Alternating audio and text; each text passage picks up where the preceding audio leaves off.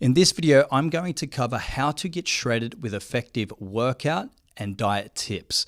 So if you're interested in transforming your body, getting absolutely jacked with your six-pack, conditioned, and really want to step things up with your own fitness and body transformation goals, stay tuned.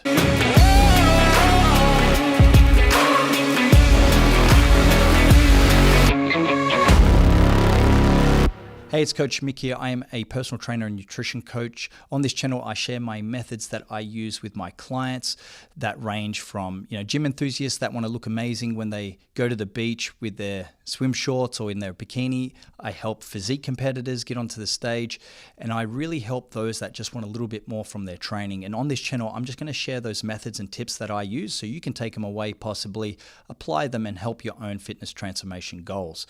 In this video, like I said, we're going to cover ways to get absolutely shredded. Not just talking about if you're here to lose a little bit of weight loss, some things may be helpful for sure, but I'm talking going to that next level, really pushing, challenging yourself, possibly even getting into the best shape of your life. So I'm going to cover a few steps in this video of methods that I use to help clients achieve very fast transformations, like a couple here that I'll show on the screen. Josh in 6 weeks, you'll see there's a massive body composition change here. And Taylor, even in 4 weeks, you'll see there's a big body composition change here. Now, there's certain tips or methods that I would use to get these kind of transformations so we can burn as much fat as possible, make the physique look as good as possible. That always doesn't come down to just burning fat. There's other things at play as well. And building as much muscle as possible so we have something awesome to present at the end of the challenge. All right, so there's a couple of examples there, but let's get into it. If there's one thing I really enjoy, it's great, amazing, head-turning body transformation. So first things first, I'm going to start with is the mindset. When you approach a point in time where you want to get into the best shape of your life, you may want to get on stage, or maybe you don't even want to get on stage. You just want to look amazing with your shirt off, feel confident, feel proud of your achievements, and show your hard work that you've been putting in with your exercise and gym routine. It's going to start up here with the mind. You're going to have to put away a certain amount of time to achieve this goal. You're going to have to say no to some things to achieve this goal. You're going to have to make sure you keep intensity high, cravings at bay at times, and once again, sacrifice something to gain something. It's going to be investing a bit of time and effort to get something at the end, like a big tangible return at the end that you can be proud of, with a physique that showcases your genetics at their best, at their leanest, or your physique at its leanest. And to do so, honestly, you have to make a decision up here in your mind and say it's go time. Because it's not meant to be easy. Otherwise, everyone, would be walking around shredded, and we wouldn't have the obesity issue, which we're at war with, that's going around in the world. So it's going to start with your mind, making the decision that something needs to change. And if you want to go to that next level of getting an amazing six-pack figure or lean stomach and absolutely dialed in and peeled with your physique, it's going to take that next extra step to make sure you're ticking all the boxes off. I've got a few notes here that I'm going to run through because I want to make sure you guys get the most out of it. But first things first, make a decision in your mind that it's go time, and you'll put as much effort as you can to achieve this result. Because if you get, like I said on this channel, we're at war with complacency. If you get any complacency throughout this journey and you relax and start letting your habits waver, it's going to slow down results and also impact the transformation that you'll have at the end. The other thing as well, when I look at setting up a client's program, whether it's a client that just wants to get in shape, wants a six-pack, wants to get on stage, I like having data and numbers to work from. So there's a few things that I look at to help know, are we maximizing our loss each week? Is it slow? You need something to reference. Now, everyone knows scale weight can be a number, which is great. So what I usually do is I will get my clients, or if I'm doing a transformation myself, I'll track all these numbers too. But essentially, I would look at 7 days of weight fasted. So it gets rid of any variables, of gut volume and inflammation even, and stress throughout the day. So fasted scale weight in the morning, 7 days, measure it, try to keep it the same time each time. And then I would take that average of those 7 days and cross-reference each week to see if there's progress from a scale weight perspective. Scale weight isn't the end all be all to measure, okay? Sometimes you may do what's called recomposition, where you lose more fat and build more muscle and your weight can fluctuate. But I do look at scale weight myself with my clients to make sure that, it creates a bit more of a better story so I can make decisions with once I combine everything else. So averaging your scale weight for the 7-day average and then cross-referencing each week can be a great way for you to make better decisions or know if you're on track with your physique transformation.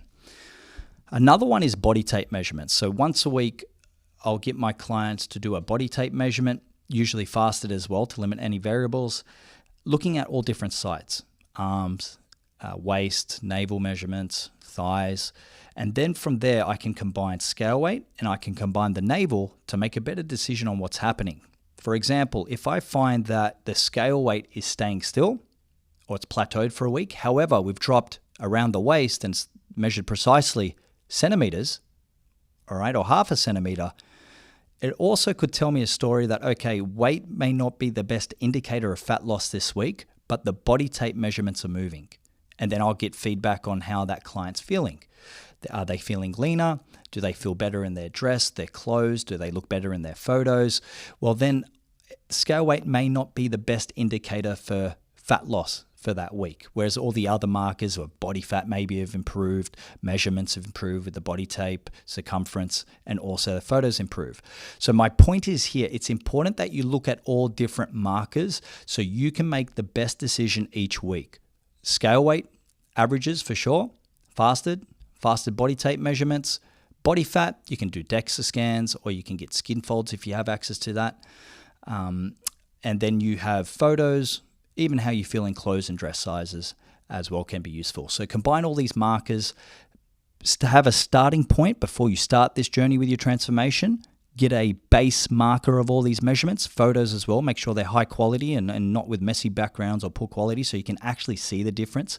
Even guys, a fun tip here is getting a ring light or making sure the lighting's really good, but a ring light to do so you can have high quality photos. Make sure they're high quality so you can actually see what's happening and take it in the same spot each time. So have some starting point measurements so you know where you're starting from and you can actually make sure that each week when you check in, are you progressing on the high side? Now, the other thing I look at, if I have a client and they want to get into shape very fast, so we've covered mindset, progress markers, measurements, is going to be what is each week, I'll just actually come back to measurement for a second, but what is each week the loss measurement that I'm looking for in these clients, okay, that really want to get on the maximum side of things. So some markers that I work with to know, or average markers that I work with clients, or if once again I'm doing a transformation to know if I'm on track, is going to be a few percentage markers. What I look for is 0.5 to 1% loss of average scale weight per week. So when I open up a client's program to review, I will look for 0.5 to 1% loss of scale weight per week on the fasted measurement, if it's a fat loss transformation goal. Now, if we're looking for maximizing the speed of the transformation, I'll be looking possibly for the higher side of 1% loss rather than the 0.5. I'll then combine that with the measurement of body tape measurement. Now, body tape measurement, I look for half a centimeter off the waist up to a centimeter off the waist each week. Once again, if we're looking for the higher side of fat loss to get as shredded as possible, I'll be looking for the higher side of that measurement. So I combine the high side each week of the scale weight percentage. I combine the high side of the body tape measurement.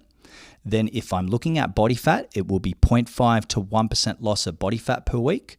But once again, if we're trying to put the pedal to the metal and get this transformation as quick as we can, we're going to be looking for that 1% loss each week, right? So 1% loss of scale weight, up to a centimeter off the navel each week, 1% of body fat off each week if we're really trying to push. These are some markers that I combine to make sure, hey, we are tracking on the high side of measurements. Now, you can take them away and try to reference them yourself with what you have access to. Definitely body tape and scale weight is one that most of you can do out there. But this is what I look at and go, yes, we're moving quickly. And then I look at the numbers first, then I'll look at photos and go, yep, we're moving, and then get feedback on how someone feels as well, in terms of do they feel leaner, a lot leaner, etc. So there are a few loss markers that I look at setting up, okay? Now, what I've found with guys as targets is anything Now, one thing here I'll touch on before I get into it. Not everyone looks the same at body fat percentages. I've done a lot of skin folds in my time, body fat testing, seeing what competitors look when they jump on stage at what body fat, or when someone does a photo shoot or gets an amazing transformation without even jumping on stage, they get to low levels of body fat. Everyone looks different at different percentages. Some clients will have their abs out absolutely shredded at a higher percent body fat, maybe even 3-4%, than someone who doesn't look as shredded at a lower body fat, right? So that's going to come down to your genetics, maybe your inflammation status in your body, digestion. There's a few things at play there, but do understand, just because someone's 10% body fat doesn't mean everyone looks the same at 10% body fat. So everyone's a bit different. But some markers that I see the best chance to get your abdominal wall out, your abs shredded, as condition as possible. And it depends on the body fat measurements you're using, but if we're using like skin folds or any measurement, but anywhere from like 8 to 10, even up to 12%, so 8 to 12%, that's usually a good average marker where I see a lot of abdominal definition or getting the most out of your genetics. Now, for some, it may be hard to maintain at 8% body fat. The competitors go lower than that at acute time jumping on stage. For some, it may be okay. Everyone's a little bit different, but at that 8 to 12% is kind of a range to shoot for, to see what you look like, and to see also if you can maintain it. But hey, if you're doing a point in time where you're going to push for a photo shoot or jump on stage or just get a bit of a challenge to see what you can get to, it may be hard to maintain sometimes. All right. For ladies, that can be a bit different, once again, depending on their structure. For those that have more of what I call it like a fitness figure, they can be lower in body fat, 10, 11, 12, even sub 10 sometimes. For those that have more of the bikini kind of genetics, it can be 16 even, 15 even, up to even 18, 19%, where you get really lean through the stomach, okay? So these are just some measurements that I've taken with clients over time with what I use here with the skin folds. That's where I've got this information from. But remember, not all body fat measurements are created equally or the same. There may be a discrepancy from skin folds, even on the user using them compared to another user. DEXA scan may say something different. It might be out by 1 or 2%. So always what I say if you get body fat readings is try to keep the same measurement done each time, okay, on the same kind of mode. So if you're using DEXA scans, you stay to DEXA scans. If you're using in-body scans or Staiku scans, you stick onto that. If you're using skin folds, you try to stick onto that. Just so it's never about accuracy, but it's more so about precision. You know, on that machine or on that mode of measuring body fat, you know what you lose each week. All right, so we've got a bit of an idea of targets. We have an idea then of measuring progress. The next thing I want to talk about is setting up macros. So if I have someone come to me and they want to get in shape super, super fast, what I would look at then is obviously going to be a macro split. Now, before I look at macros, I do a simple calculation, to be honest. I used to, when I first got in this industry, do all the calculations, TDE, resting metabolic rate, taking all the activity into the day. I don't do that as much anymore because I'm also fixated on the measurements of progress, and I do an educated guess of starting calories and measure progress over time and make adjustments with. But a simple way that you can take away without doing all these calculations is just to times your body weight by 32. So you times your body weight by 32, and that'll be your roughly, now not taking into consideration your activity levels and stuff like that, but a point in time to start with your calories, the amount of calories for the day. And then if you want to go into a deficit of calories, depending how much body fat you have, and you want to see some quick movement, you could drop that number anywhere from 20 to 40%, depending on how much body fat you have and what you can handle as well. So your body weight times 32, and then if you want a fat loss phase, obviously to lose as much fat as possible. You will drop that number by 20 to 40%, and that'll be your starting calories. All right.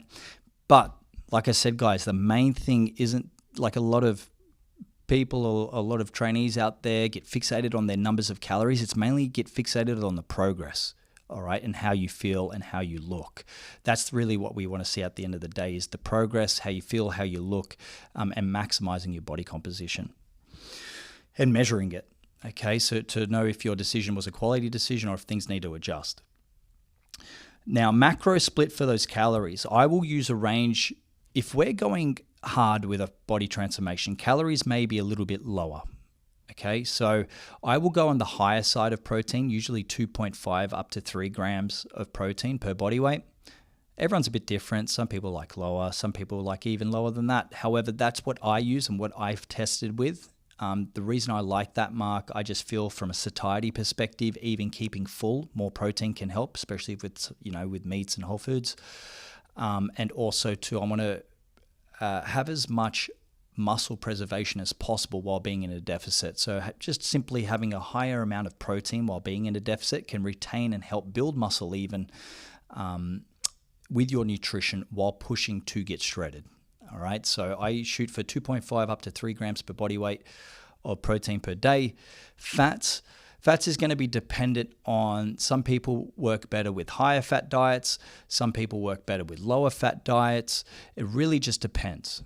All right, so I will manipulate carbohydrates and fats depending on the threshold of that person, like what they prefer, the carbohydrate threshold, how much carbs they can get in and what they prefer. But also too, it'll also depend on the type of training. Now, I'm sure if you've ever done super amount of giant sets or a lot of local fatigue methods where it burns a lot of glycogen, you may require a lot more carbohydrates in your diet versus someone who's, just sitting there benching for 8 reps and then resting for 3 minutes. And they do that for a set of 20 sets with their workout routine with different exercises and get out. There's a difference with the type of workouts you do and the requirement of glycogen and blood sugar to help energy production through that workout and even recovery afterwards. So your carbohydrates will be dictated on the type of workouts you're doing as well. I usually try to get as much carbohydrates as we can in while dieting down. Reason for that is protein sparing, retaining as much mass as we can have possible, also filling up the muscles with glycogen, brain, energy for the brain, and then also too, just from the physique, looking at the physique, it's like filling up a tire with the muscles. I want to make sure the muscles are nice and full as best as possible to present as best physique as possible, and we're not too depleted. So from an energy production, from an energy point of view and an aesthetic point of view, I like having carbohydrates in max as I can while dieting down, just to present the best kind of physique that I can as well. So that's the macro split. Once again, it just depends with the fats and the carbs, but essentially want as much carbs to make up those calories as we can. If you're looking for a range of your fats, 1 gram per body weight is a good per day. 1 gram per body weight per day of fats is a good kind of marker to work from. But and you can go up and down from there and fill in the rest with carbs to eat your calories. So that's kind of the point of starting your macros and calories. And then from there, you just measure progress each week. And then you make any adjustments that you need to, okay? The goal of dieting down is to retain and build as much muscle as you can, prevent as much cravings as you can. So usually with clients dieting down, you can get results eating 1 meal a day. You can get results eating 2 meals a day. But to help satiety, and I actually do with my philosophies believe in nutrient timing.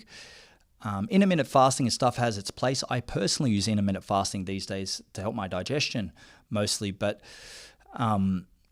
nutrient timing I believe does have a place, especially if you're training in the mornings and things like that. So usually if I've got someone dieting down, I will try to get 3-4 meals in a day to help satiety, to help blood sugar, to prevent cravings, to help hunger, and even just mentally can help, stay more satisfied throughout the day. So that's usually what I do anyways with most of my clients. There may be some changes, but with mostly that's usually a framework I work from.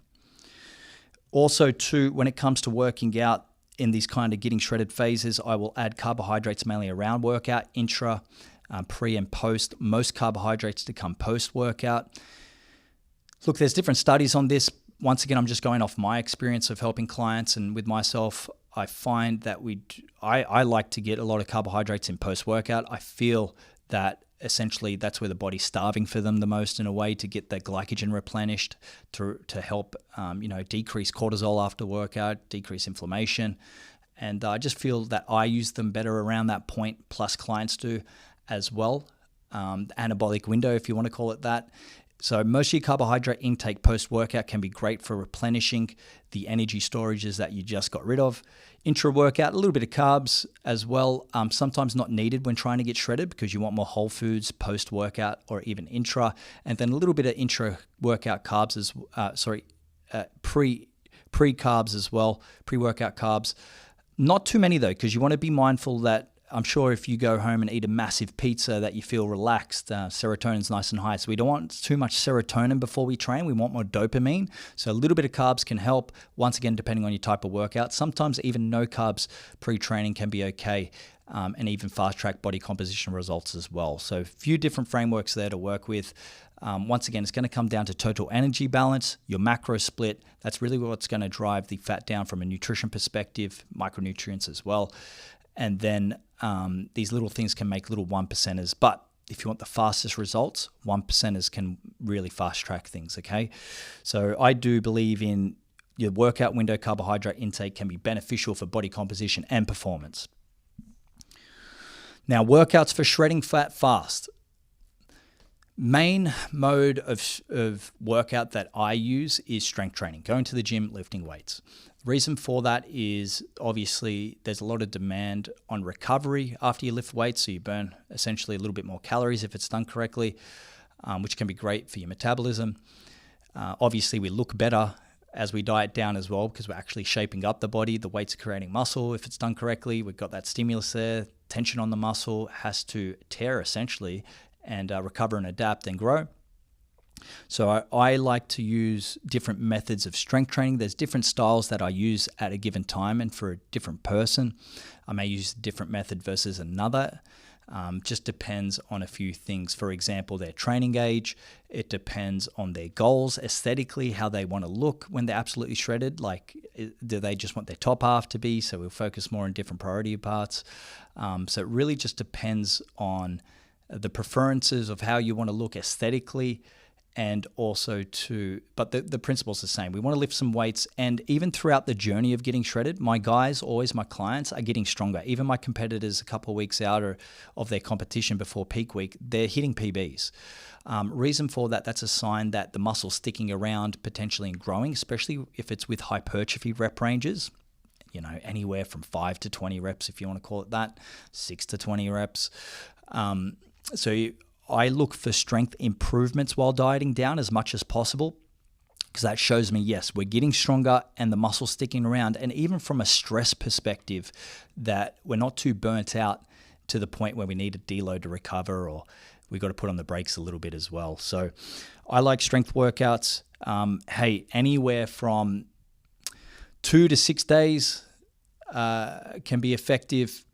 What's going to dictate that is, once again, your training age, your time that you can spend in the gym as well. Like, we've had some amazing transformations even in just 2 days. Would they have got better results if they went 5? Possibly. Okay. But anywhere from 2 to 6 days, some can train 7, but 2 to 6 days can be effective. And just making sure you have a workout split that you can have progressive overload, where you're lifting a little bit more weights each time or more reps each week, and you're tracking your progress over time. So yeah, look at the body parts that you want to look at their best when you're shredded and focus on those areas. Lift with great technique and with intensity. Close proximity to failure. Doesn't mean going to failure every time, but close proximity to make sure you give a reason for your muscle to stick around and grow. And within that 2 to 6 kind of day range is a good marker to work with. Whatever time you can put away to the transformation goals with strength training. Cardio can be used as well. It just depends on time that you have. Usually for these cases, I like to use light intensity steady state just to decrease, because the food's low, right? In most cases, I like light intensity steady state because there's not as much eccentric damage if it's done on the right tools. And it's a little bit less taxing on your nervous system. However, HIIT training can be fantastic as well. But once again, it just depends how aggressive you've gone with your calories. All right, so you can combine a bit of cardio in to help oxidize more fat, which can be great for getting absolutely peeled towards the end. But just choose the right kind of method. So if your food's really, really low and you're low carb and you're doing something like high intensity training, but you don't have that fuel source there, your physique could end up super watery, stressed out, burnt out, and your strength drop off. So whereas with light intensity, it says that it's light intensity, heart rate 130 to 150. You're on the treadmill maybe for 20, 30 minutes, 2, 3, 4, 5 days a week. But it's lighter intensity. It's not as taxing on your nervous system, on your muscles, on your joints, etc. So use the right tool if you're using cardio to help get your transformation and keep it consistent. And once again, use it or manipulate it depending on your feedback, your progress markers. And just on that, so the way I base things is that how do I make changes, right? So when it's coming to getting absolutely peeled and dialed down, shredded, I review 7 days. So I'll review progress markers the last 7 days. And depending on what I see will depend what I adjust. Now, you've got a few things that you can adjust. You can adjust nutrition, calories, macros, even other things like your fiber, supplements. You can adjust the output, adding more volume in with your strength training. You can add more cardio in, different modes of cardio, HIIT training. You can adjust even your NEAT, non-exercise activity thermogenesis, which I think is important to cover as well, right? Your NEAT, your steps during the day, keep them consistent throughout the whole time, because say you're doing 20,000 steps one day or an average 1 week even, and then the next week you drop down to 5,000 average where you're burning less calories. Even if you make a nutrition change, it may actually make no difference because your output's less. It's important that you stay as predictable as possible and limit the variables as much as possible as well. So I review the last 7 days. I go, cool, were we consistent with our NEAT? Did we get progress in the gym? Did we hit the high end of loss markers on all these measurements? Scale weight, body tape, body fat, photos, how are we looking? And then, or body fat measurements. And then from there, I will make a decision on the next 7 days. Now, if we need to speed things up, I may raise cardio up for the next week. I may lower carbs or calories down for the next week. I also review sleep and digestion and make any adjustments there because that can influence the markers too. But I will review every 7 days, review the markers, and then from that, make the best quality decision over the next 7 days. If all variables are the same, and I go, okay, we want more fat loss, we want to hit even higher side of the markers, I may make a change of adding in 1 hour of cardio into the next week. But remember, all variables are the same. We've just raised our output, and that kind of can make more chances of getting a predictable result with more fat loss.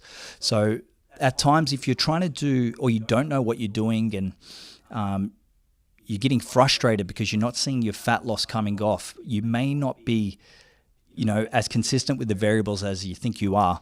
So I recommend that you review your plan. You have a plan, it's structured, it's measured, review it every 7 days, and then make a predictable change. Because, if it's too complex, it's just not going to work, or you're not sure exactly which variable to tweak or which lever to tweak. But in this case, when I look at 7 days, I go, cool, our behaviors are good, markers we're progressing. Hey, I want more fat loss. Well, I might lower the calories, or through carbs or fats, whatever it is, or I will just, raise cardio up if we're looking for some faster results. Okay. So important to review your progress every 7 days. That'll allow you to make better decisions over the next 7 days after that review. Okay. And then once again, see how progress goes again, make any adjustments that are needed. The other thing I want to touch on here is to get absolutely peeled, focus on your digestion as well. Some people can handle gluten okay. I can't, right? I bloat when I have gluten. Certain things like oats are okay on myself. So there's certain foods, very minimum foods with gluten that I don't respond poorly with, but I stay away from gluten for the most part. Dairy can make some of you bloat. Just be mindful of foods that cause inflammation and digestive issues, because at the end of the day, if you want to get absolutely peeled, shredded, we want the stomach to be six-pack worthy. If you're bloated in the stomach and you've got gut distension and inflammation or dysbiosis, you won't look as lean as you can. So just make sure you review your quality of food that you're eating. Make sure you are eating foods that sit well digestively, because you are not what you just eat. You are what you eat and assimilate, right? It has to go through your digestive tract, digestive system, stomach, intestines, starting with the cephalic phase, saliva, esophagus, stomach, intestines. It needs to go through that whole assimilation process, and then that's where you get the gains from your food, right? So just make sure that you're aware of the food you're eating and how that interacts with your body as well. Because if you want to maximize, leave no stone unturned, it's not just about calories, right? It's not just about even macros. These things make little 1%ers, but those 1%ers add up to you looking your damn best, okay? So respect your digestion, respect food quality. I have seen definitely with myself and with clients, it can make a huge, huge difference in your ending physique transformation, okay? Now, guys, final thoughts on this as well, consistency. You can go hard one week, put on the brakes the next, or you slack off with your habits the next. You're not going to get the best results. Simple as that. So consistency is going to matter. I just recommend you remember why you're doing this. You put your head down, you focus on ticking the boxes, and you challenge yourself. I do think doing a transformation at some time in your life to get in the best shape possible, you will learn habits, you will build character traits that you can take away of focus and dedication. And yeah, of course, photos and a few compliments as well, but you will build something mentally throughout that process that you can take away and apply for the rest of your life, and also take away something that you can be proud of as well tangibly, okay? So consistency is going to matter. Just remember why you're doing it, and action all the steps that are required to get it done. All right, so guys, I hope you enjoyed that video. If you have any questions on fat loss, muscle gain, strength, please put them in the comments down below. If you found this video helpful in any way, please give me a like, comment, and if you want to stay up to date with videos like this, like I said, I'm a personal trainer and nutrition coach. I'm going to be sharing content on helping body composition results, gym exercise routines, videos like this to fast track physique transformations and bodybuilding. You can stay up to date by subscribing to the channel as well. I also have a free download. You can grab it in the show links below, show notes below, digital ebooks and user manuals to help your physique transformation as well. And you can grab that, start taking away some lessons, and see what I just use with our clients here at MPH to really get their physique performance, vitality to the next level, and their fitness transformation to the next level. So thanks, guys. Look forward to the next one, and go get after it.